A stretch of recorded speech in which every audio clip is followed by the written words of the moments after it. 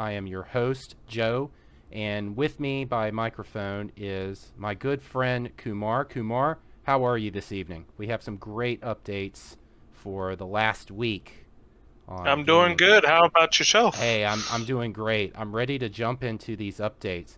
So apparently Cal gets a new haircut in Jedi Survivor, and that is coming out on April 28th, so not too long from now. We have Battlefield Leviathan Rising that actually releases today, and that is a new game mode. We have RedFall as well. There was new gameplay on that recently, and there has been some stirred controversy, or rather an interesting comment on that was made. Cyberpunk gets its new big ray tracing overhaul or override update in 1.62. We have some news on the PlayStation Handheld. We have some news on GeForce Now, new games to play in the cloud. There's so much. So we just need to jump into it here. And let's get started. All right. So let's start with this Redfall gameplay. Okay, this is an interesting article here where apparently there was someone that disliked the video and decided to leave a comment, and it was through a Google extension that the dislike and comment were made known. That's at least what I'm understanding from this one. And the complaint, or rather the interesting comment here, is fighting the giant boss inside a cramped house and running away from the boss and shooting the ads and trying to fight this boss here, getting sniped 3 feet. Looks interesting. Let's take a look at this. I don't know. Being close quarters Battlefield was fun. So how bad could it be, really? Here we are, and this is IGN that hosted this video here. All right, there's the big dude, Rook. Why he's named Rook, I do not know. I'd like to get some background on that. All right, so here's the cramped house. I like what Arcane Studios has done with this. If you played the Dishonored games, then I think it's promising that you're going to have fun with this one. And man, I like the graphics on this. Yeah, I wonder what graphics engine it is. I don't know. This is a Bethesda game, so I'm thinking it's one of their graphics engines. Not 100% certain on that. Well, okay, he left the cramped house. So it's not all in the cramped house.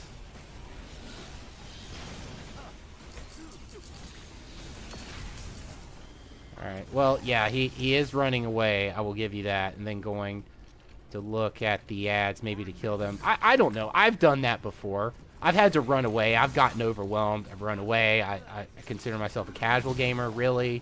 Won't say I'm highly competitive and in the ranks. But there are those times where you run away. This game reminds me of Fallout, sort of. Yeah, well, that makes sense because it is a Bethesda title. Fallout with some Doom, maybe. Maybe some Doom. I mean, I think you're getting the Doom vibe from it being a first-person shooter.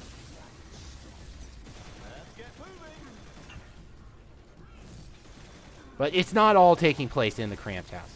So that's our update here from this one. Interesting. All right. So let's look at the next update. Battlefield Leviathan Rising. And this becomes available today. So depending on where you are in the world, you should be playing it right now. Maybe a little later. We have others from Beijing and Tokyo that are going to play it here. But now, is this free or is this paid content? That is a good question, and I am under the impression it is free. There is nothing that needs to be purchased, but do want to not say that for certain. But I purchased the game in full, and so my expectation is to jump into it as soon as I start playing. There have been other game modes in the past that have not required a separate payment. But here it is. This is a 8v8 game mode, and what you're seeing in here, it looks like some sort of lancer there. And the idea is to plant this, And the other team, defense team, they're going to defuse it. It looks intense. Looks promising. Yes, I'm going to jump into it and play it here sometime this weekend, if not sooner.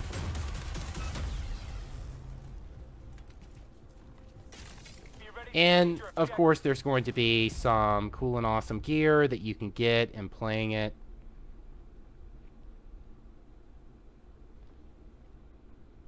So that's Leviathan Rising, everyone. Looking at our next, Sherlock Holmes The Awakened from Frogwares Games. I played Sinking City. I really enjoyed this game. Looking at the trailer. So this comes out today. You can play it today. Welcome to Sherlock Holmes The Awakened, a Lovecraftian adventure horror game scheduled to be released in early 2023. And there are some similarities with Sinking City and Sherlock Holmes, where you have that Lovecraftian feel from H.P. Lovecraft and the Cthulhu mythos and the Cthulhu universe, and encountering those horrors, if you will, those torments.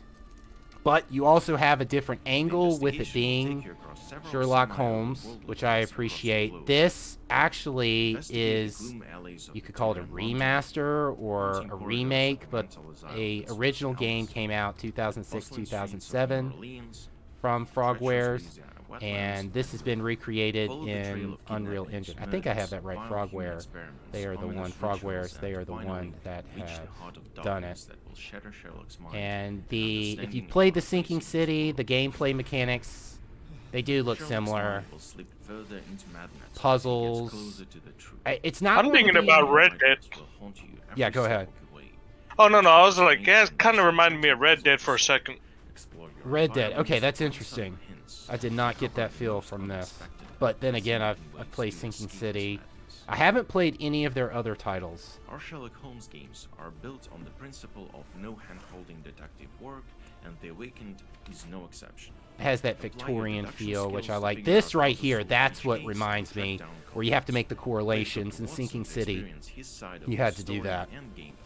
And see two chance roommates become the legendary detective duo we all know and love. This is all we can show for now. We are nearing the end of the production cycle, but as you probably know, Alright, so that is, yeah, they made this during the Ukrainian conflict. So that is going into that. But that is the trailer there. Next is our update on Cyberpunk. This is a huge update, patch 1.62, a ray tracing overhaul, ray tracing overdrive as it's called, or also full ray tracing. That's the terminology that you are going to hear for this. What you need to take away is that path tracing is incorporated into Cyberpunk 2077. Path tracing, it's not actually necessarily new. In the 1980s, it was introduced into movies. So the idea of introducing it into games, that is the next feat that is going to take place in Cyberpunk, is one of those games that path tracing is going to enter into. And it's very GPU demanding. And NVIDIA, they want to tell you that there are specific technologies with NVIDIA, the cores, for example, AI-driven cores with DLSS 3.0 that are going to hammer out this gameplay for you. Now, there is, within the settings, you can look, you can enable this. What the gameplay you're seeing here, this is displayed on their 4090. Now, these DLSS numbers, I don't have a 4090 to play around with. I got a 3080 Ti myself. I'm very happy with it. It does the job for me as a gamer with 2K gaming mainstream. I'm not convinced. I'd be interested if someone with a 4090, are you getting those high numbers with that? What do you think? Are you going to jump into it, Kumar? Yeah, I've been meaning to replay this since its launch. I've been wanting to jump back into it. Yeah, it makes me want to go back in. So also on April 11th, you have God of War New Game Plus, and this is huge. new enchantments, new armor. You have a black and white mode. You have beyond the, I think it's level 9, you can go into a different mode after level 9 where you have additional features with your gear upon upgrading. The enemies, they have different behaviors. They're more versatile. And you're seeing right here, this is from the PlayStation blog. You are seeing different types of armor. This is new armor that you actually start with. You can go full Spartan mode, so you're not going to have that defense that you would in your gear. This is really exciting. So for those that have completed God of War and you want more God of War Ragnarok and you want more of it, definitely a reason you want to jump back in. 2 articles from PlayStation. There's the PlayStation blog, and I have them right here. This is huge. The PlayStation blog, this came out on April 5th. I'm looking at it now. God of War Ragnarok New Game Plus is available now. You have an increased level cap, new enchantments. This is going to be your armor of the Black Bear that you get to start with. You also have your Ares armor in actually the Ares armor. You also have your Zeus armor. And you have much more here. The Spartan Aspis new shield right here. There's so much to cover. Definitely jump into it. And there are actually individuals, they have put together their own builds. This is what's really neat here. You have the Can't Touch This build. This is also from a PlayStation blog article here. This is by Wilson Santiago. He's a QA analyst. Some top highlights here. If you like the glass cannon playstyle, high mobility and damage output, last second evades and counters, realm shifts, this is the build for you. You have also with this one the New Game Plus, the main MEIGN enchantment. You have Cloak of the Black Bear. You're seeing that right here equipped. And the Gauntlets of Zeus. You see right here. Really cool.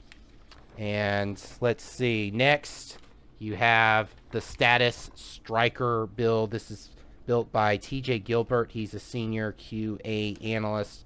You want to use this build if you like your bare-handed combat, shield combat, frequent runic and rage usage. Yeah, that's me. I love using that rage just for damage. Your status effects, stunning enemies as well. The Lunda's engraving, that is armor. Excuse me, not armor, an enchantment for New Game Plus that you get. That looks like the unique one there. Then next you have the Minefield. And this one is built by Wilson Santiago. Again, QA analyst.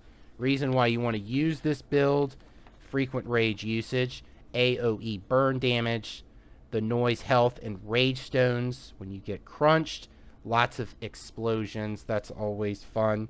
You're going to get the Cuirass of Ares armor and the War Belt of Ares as well to use with New Game Plus. And then for enchantments, you have 2 unique ones as well. And then for the final one that came out in this PlayStation blog, you have Zeus's Wrath. This is built by Evan Gilbert, QA analyst.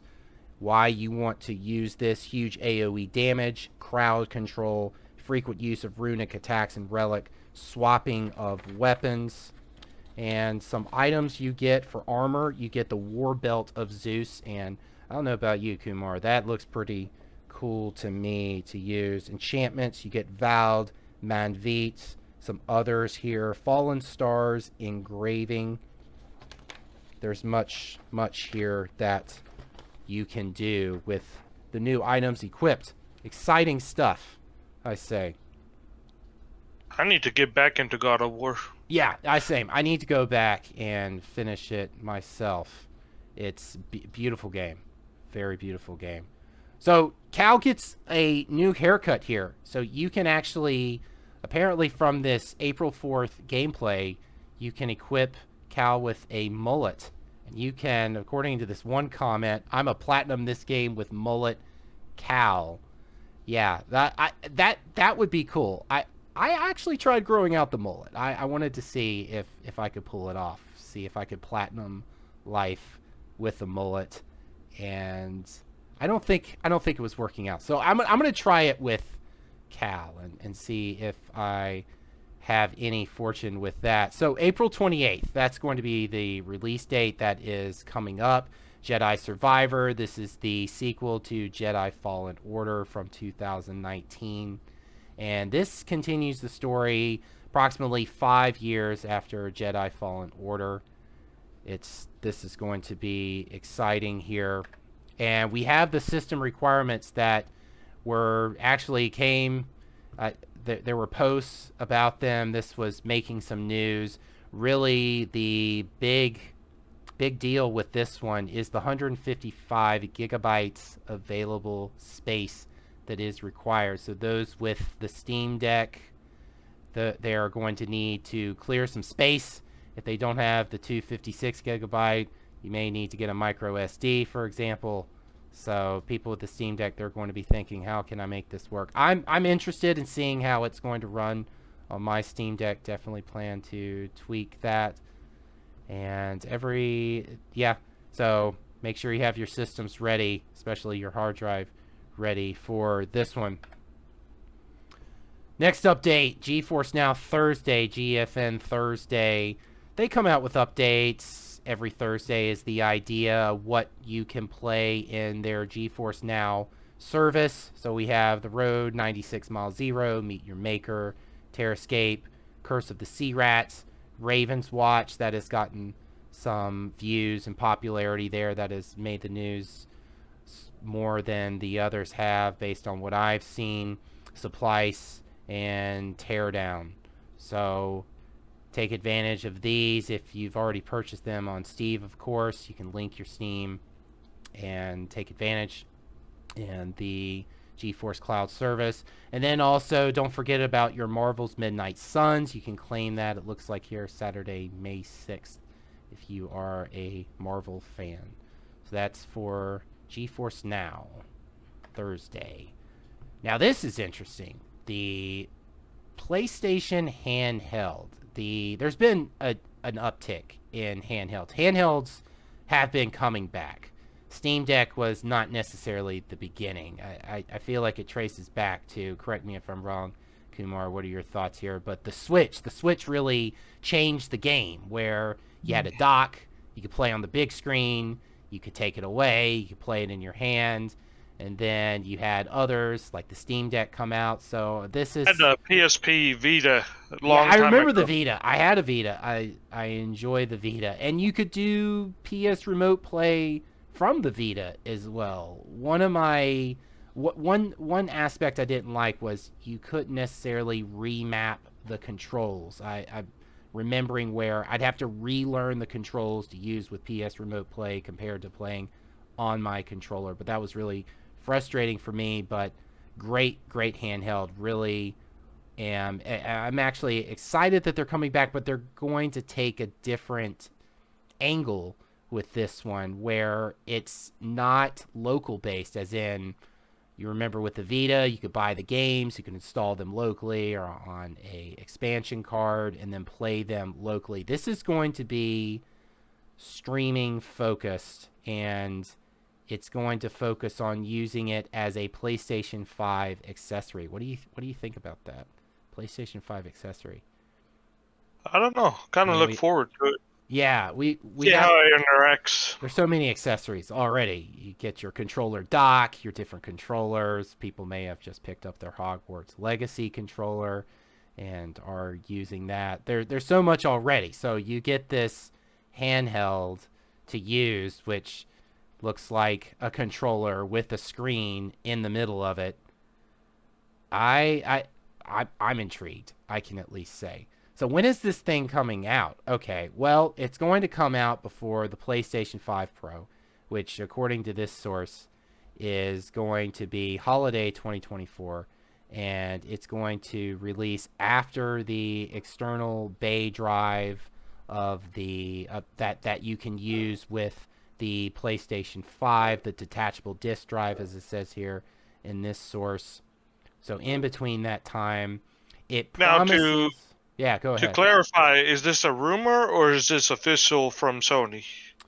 So this, to me, I'm taking it with a little more than a grain of salt. It's looking like there are credible sources that this is going to happen, but then again, things can change. I'm arbitrary on that. I'm not 100% certain there, but I'm definitely following this. And this is going to be coined. Right now, it's coined the QLite Handheld, and it promises 60 frames, 1080p. And I was actually looking at my other devices to see, okay, well, what's the difference in that? I mean, is it achievable to get high definition 60 frames already, say, with my iPhone, for example? And I'm seeing in the settings that it's 720p with high as the frame rate. I don't know if that's 60. I don't know if that's 50. Others watching this may know and can expand on that. But Yeah, we'll keep an eye on this news. Yeah, a guaranteed 60 frames, 1080p. That's something. But it's made to use as an accessory with the PlayStation 5. So that could be another reason people pick up a PlayStation 5, so they can remotely play over stream to get that 1080p 60 frames. We will have to see. Interesting news. So we're doing this special guest topic. This is our first episode, of course, for Last Week in Gaming, though we're going to just try out different events, different effects here. So special guest topic. Kumar, you've been interested in this, the Super Mario Brothers movie. I have not seen it myself. Have you seen Saw it it? with my 5-year-old son, man. All right. He loved it. Yeah, let's take a look. Let's take a look at the trailer. Many people have been following this. Yeah, it brought me a lot of nostalgia. A lot of nostalgia. So there was that one from the 80s. Yeah, it had hints of the original Mario, Okay. DK, Rainbow Road, if you remember that. Rainbow Road. It's been a long time since I was a little kid since I saw that. I think it's a good movie for everybody. So you saw it with your son, and your son enjoyed it. You enjoyed it. It was a good time. It was a good family film. Yeah, he loved it. Awesome. I'm gonna have to take him to the Super Mario World land. Oh, okay. That's At Universal. At Universal. Okay. Nice. Well, for those that have seen it, what did you think? Did you like it? Do you encourage others to go and see it? It looks fun. And glad, Kumar, that you got to go see it. Joe. Yeah. What do you think about E3 being canceled this year? Oh, well, I am sad. I wanted to go to an E3. I haven't been to an E3. That was on my bucket list of to-dos. I'm pessimistic. It's been canceled how many times? This is not the first time. Yeah, I think E3's done. I think it is. I think the pandemic, it killed it. But I am happy that there are companies, Microsoft, for example, through Xbox, they honor that first week of June as a let's give updates on the games.